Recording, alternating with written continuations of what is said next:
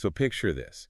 It is 2 in the morning, Okay. and you're jolted awake by this strange rushing sound. You stumble out of bed, walk out into the hallway, and suddenly, squish.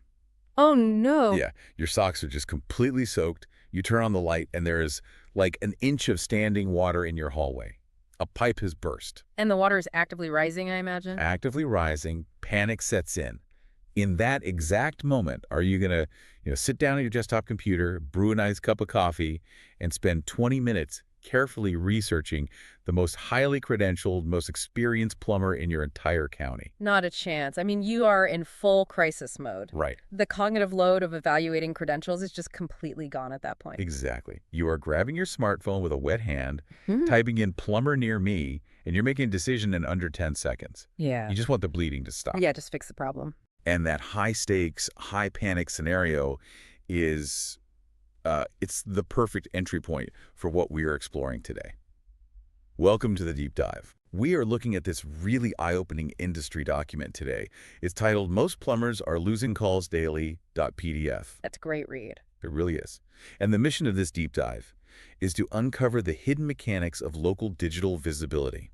We're going to explore what actually happens on your phone in that moment of panic and confront a pretty uncomfortable truth about modern consumer behavior, Which is? that the absolute best business in town doesn't always win the customer. Yeah, it is a really harsh reality for anyone who takes pride in their craft. And, while our source focuses heavily on the plumbing industry, the dynamics we are going to look at today, they apply to almost any local service you interact with. Like who else? Mechanics, roofers, even emergency dentists. Oh, wow. Yeah, the underlying algorithms making those connections, they're universal.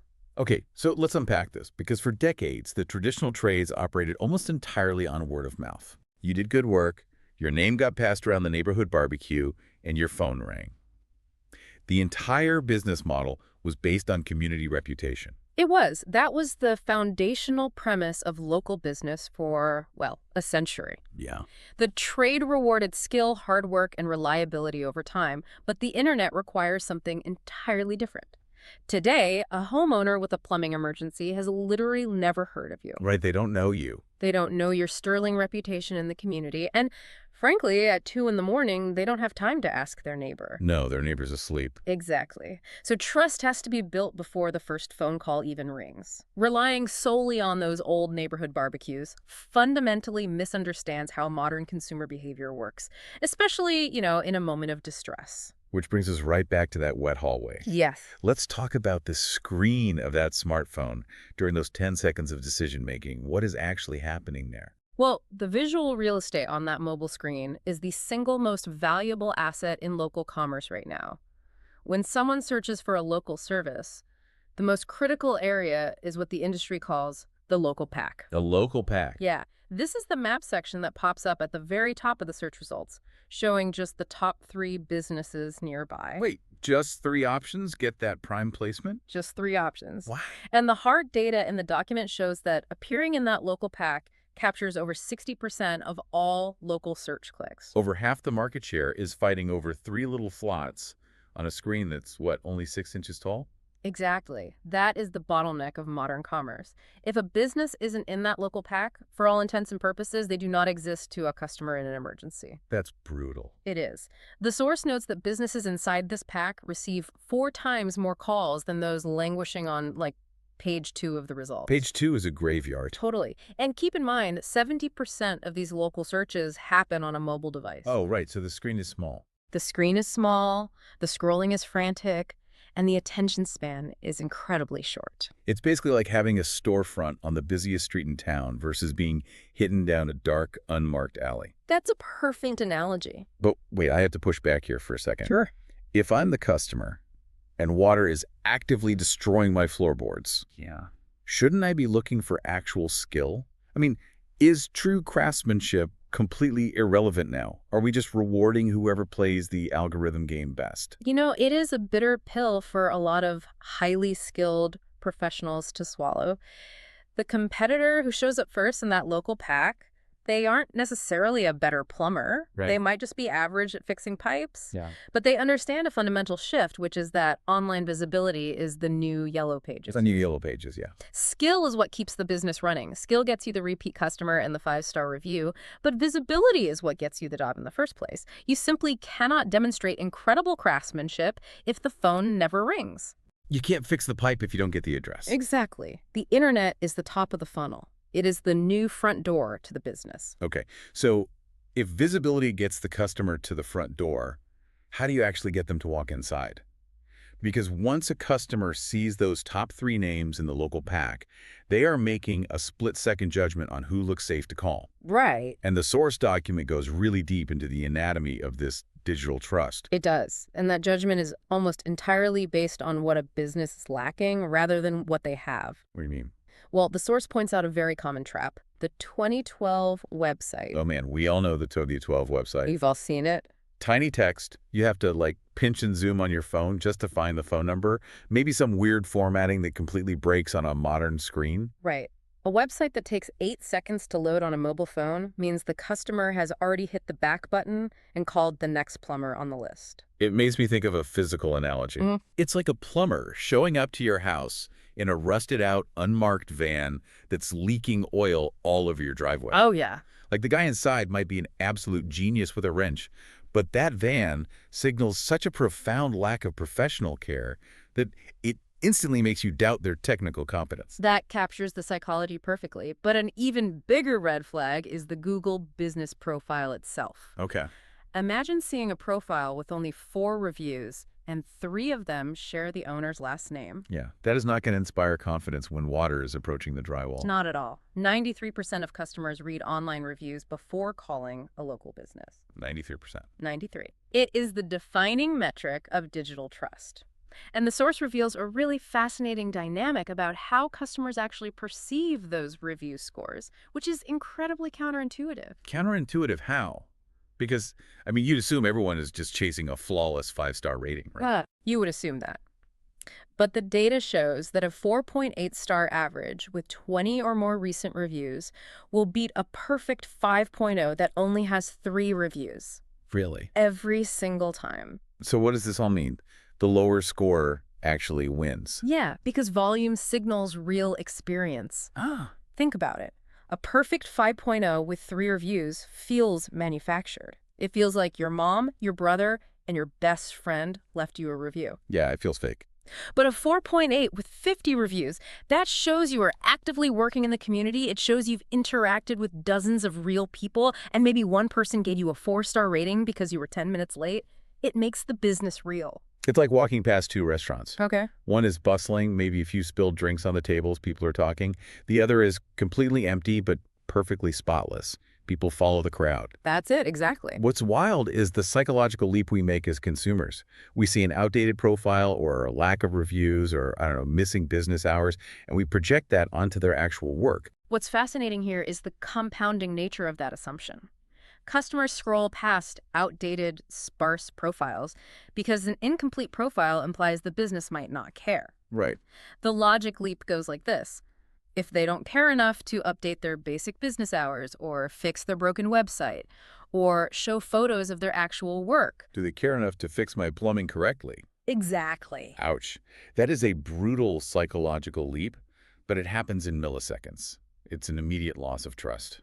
The source refers to this as a compounding disadvantage. Compounding disadvantage. Every gap in your online presence, whether it's missing hours, no photos, no reviews, it's an active reason for the customer to choose someone else. Wow. And that disadvantage grows worse every single month that a competitor is investing in their online presence while yours just sits untouched. Well, here's where it gets really interesting. Just as local business owners start to figure out this whole Google Maps review chasing game, the source drops a massive bombshell. Oh, yeah, it's a big one. The landscape is shifting again. We are stepping into the AI and voice search revolution. And the stakes are much higher than just being second or third on a list. This represents the most critical evolution in consumer behavior outlined in the document. Tell me about it. The very nature of how we search is changing. For the last 20 years, search has been about providing lists. You type in a keyword, Google gives you a list of 10 blue links or a map with multiple pins, and you do the work of deciding who to click. Right. You browse, you weigh the options. But AI-powered tools are eliminating the browsing phase. Technologies like ChatGPT, Google Gemini, Google's new AI overviews, and voice assistants like Siri and Alexa, Yeah. they are moving us from lists to singular recommendations. They don't want to show you options. They want to synthesize the information and tell you exactly who to call. And how do these AI models decide who is the quote-unquote best to recommend? Because the AI isn't in my town inspecting pipe fittings. No, they're acting like a hypervigilant, somewhat paranoid digital detective. A paranoid detective, okay. The AI is looking for comprehensive trust and authority across the entire internet. It starts with consistent name, address, and phone number data, what the industry calls NAP data. NAP data. Then it looks at review density, the quality of your website content, and local citations. Wait, pause. Local citations. Are we talking about, like, traffic tickets? No. A citation in this context is anytime your business name and address are mentioned together online. Think of it like a digital breadcrumb. Okay. If your business is listed in the local Chamber of Commerce directory, Yelp, Angie, and a neighborhood blog, those are citations. Okay, that makes sense. So the paranoid detective is looking for all these breadcrumbs. And consistency is the key. If your address on Yelp says Suite B, but your Google profile just has the street number, the AI gets confused. Oh, really? The AI prioritizes certainty above all else to protect the user experience. If it finds conflicting data, it assumes the business might be closed or untrustworthy, and it simply skips them entirely. That is terrifying. It is. You could be an incredible business owner, but because you moved offices 3 years ago and forgot to update your Yelp page, the AI algorithm just renders you invisible. The voice search aspect highlights this perfectly. The document states that over 50% of adults use voice search daily. 50%. Every day. Every day. Think about how that functions in our burst pipe scenario. When a homeowner is standing in that flooded hallway and yells, "Hey Siri, call a plumber," Siri does not read off a list of 10 options. No, she doesn't. Siri picks one business and dials the number. There is no second place. There is no second place. You are either the recommendation or you are entirely out of the equation. Wow. If you aren't the top digital authority, you don't even get to participate in the race. You don't even know a race was happening. Exactly. And think about the broader implications of that. If Siri is doing this for plumbers, Siri is doing this for pediatricians, for mechanics, for tax attorneys, the algorithm is quietly deciding the winners and losers of local commerce. Well, if we connect this to the bigger picture, the businesses that are going to dominate their local markets for the next decade are the ones optimizing for this AI shift right now. Right. Traditional SEO tactics, like just stuffing keywords onto a web page to trick Google, that is no longer enough to get into these AI-generated summaries. The AI is looking for comprehensive, irrefutable proof that you are the most active, reliable entity in your area. Okay, so we've laid out some pretty dire stakes here. 10-second decisions, paranoid AI algorithms, the absolute terror of the rusted van 2012 website. That's a lot. If I'm a local business owner listening to this, my heart rate is probably up. But the source document doesn't just leave us in the dark, right? Right. It pivots to a concrete strategy. It's about building what they call a 247 salesperson. That framing completely changes the approach to digital marketing. An online presence shouldn't be viewed as a static billboard. It is an active salesperson that works while you sleep. I love that concept. It answers questions you haven't been asked yet, and it builds trust before you ever shake hands. And the source actually gives a really encouraging timeline here. It notes that it takes an average of just 28 days for a new, fully optimized Google profile to start ranking. Less than a month. So the ship can be turned around relatively quickly. Let's look at how a business actually builds this 247 salesperson to satisfy both the panicked human and the paranoid AI. Okay, so the foundation begins with aggressive optimization of the Google business profile itself. What does that mean in practice? It means going in and filling out every single available field. Specific business hours, detailed service areas, secondary categories, and a comprehensive description. Leave nothing blank. Exactly. Google rewards active, complete profiles because it gives them confidence in the data.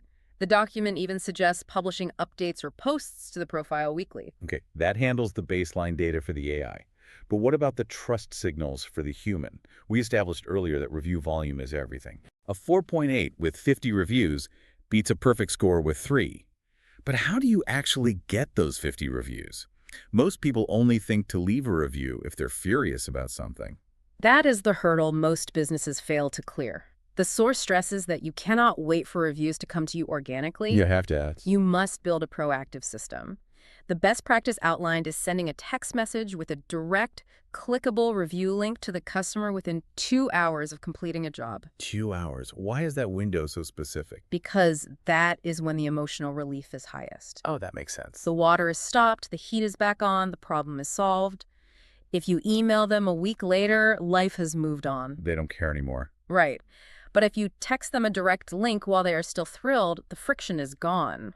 The goal should be a minimum of 5 new reviews a week, creating a steady stream of fresh, positive data. Wow, 5 a week. And just as importantly, responding to every single review, good or bad, within 24 hours. I imagine responding to a bad review is actually a really great trust-building opportunity, right? It shows future customers how you handle conflict. Precisely.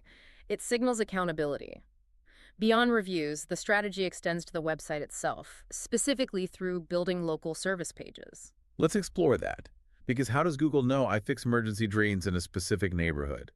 A generic homepage that just says, "We fix pipes," doesn't seem like it gives the algorithm much to work with. A generic homepage forces the AI to guess. Okay. The solution is building dedicated, highly specific pages for individual services in distinct locations. Instead of one broad page, you build a page specifically titled Emergency Drain Cleaning Near Landmark or Specific Suburb Water Heater Repair. Oh, so you're creating a perfect exact match for what the panicked homeowner is typing into their phone. You capture the hyperlocal, high-intent searches. You are handing the paranoid digital detective the exact breadcrumb it is looking for. There is one more crucial element the source highlights regarding digital trust, and it involves imagery. Yes, uploading real before and after photos of the work. But the document specifically issues a major warning against using polished stock photos. Why are stock photos so detrimental? Stock photos destroy authenticity instantly. When a homeowner sees a perfectly lit photo of a model with blindingly white teeth holding a spotlessly clean wrench, Looking like they've never sweat a day in their life. right, their brain registers it as fake. It creates cognitive dissonance. Customers want to see the actual work. They want to see your branded truck parked in a real, slightly messy driveway. They want to see the muddy trench you dug to fix the main line. The messiness proves it's real. Real photos build instant credibility and dramatically increase the rate at which people actually click call on a profile. It proves you are a local reality, not a corporate facade. Okay, I hear all of this. Optimize every field, send automated text for reviews within 2 hours, build highly specific local service pages, and constantly upload real photos from the job site. It's the blueprint. But let me ask the practical question that has to be on the mind of anyone doing this work. If I'm a plumber, and I'm up to my knees in water all day, fixing heaters, managing a small crew, driving across the county in traffic, Yeah. how on earth do I find the time to be a digital marketer too? It is the most common friction point for any tradesperson or local professional. But the source material's answer to that is crucial to internalize. What's the answer? This isn't about becoming a social media influencer. It is not about spending thousands of dollars on a flashy, massive marketing campaign. It is about building a focused, consistent system. Just a system. Taking a photo of a completed job on your phone takes 10 seconds. Sending a templated text message as you walk back to your truck takes 15 seconds. It's just adding tiny micro habits to the end of a job. Yes. Setting up the profile and the web pages takes some initial time investment up front. But you have to weigh that against the alternative. The compounding disadvantage of ignoring this system is far costlier than the time it takes to build it. You don't wait until business slows down to think about marketing. You build the 24/7 salesperson proactively, so when someone searches at midnight, your name is already waiting for them, completely verified by the AI. Because every day you wait, you are handing those high-intent emergency calls directly to the competitor down the street who did take the 10 seconds to upload a photo. The competitor who understood that visibility precedes craftsmanship. So, bringing all of this together, the gap between a business that is struggling to fill its schedule and one that is absolutely drowning in leads, Yeah. it isn't raw talent. No. It isn't even years of experience. It is strategy and visibility. We've seen how the 10-second decision rules the mobile screen, how digital trust is heavily reliant on review volume and the absence of red flags like a 2012 website. A rusted van. Right. And most importantly, how the massive wave of AI and voice search is changing the rules of the game from browsing a list to a winner-takes-all scenario evaluated by a paranoid algorithm. The good news for anyone listening is that this problem is entirely solvable. The tools exist, the timeline for turnaround is surprisingly short, and the strategy is incredibly clear. Which brings us to the challenge for you, the listener. Think about your own local business, or maybe a business you support, consult for, or just rely on in your community. The source material challenges you to do a 10-second audit right now. Right now. Pull out your phone and Google the business name. Look at it through the eyes of a panicked homeowner at 2 a.m. If you are not proud of what you see in those first 10 seconds, if the hours are missing, if the reviews are sparse or outdated, if the photos are polished stock images from a decade ago, Yeah. that is your starting line. This raises an important question for any professional. Are you comfortable funding your competition? Because every week of inaction, every gap left in a digital profile is a call and revenue handed directly to someone else who simply played the modern game better. Yeah. You just have to decide to build the system. It really is all about who owns the digital narrative. And I want to leave you with a final lingering idea to mull over. We've spent this time exploring how AI and search algorithms are crowning the quote-unquote best local plumber based entirely on review density and digital authority signals rather than traditional hands-on craftsmanship. It's a huge shift. It makes you wonder, as we move faster and faster toward a world of single AI recommendations, what other vital everyday decisions are being silently made for us by an algorithm simply because one option had a louder digital footprint than the rest? Something to think about next time you ask your phone for a quick recommendation. Thanks for joining us on this deep dive.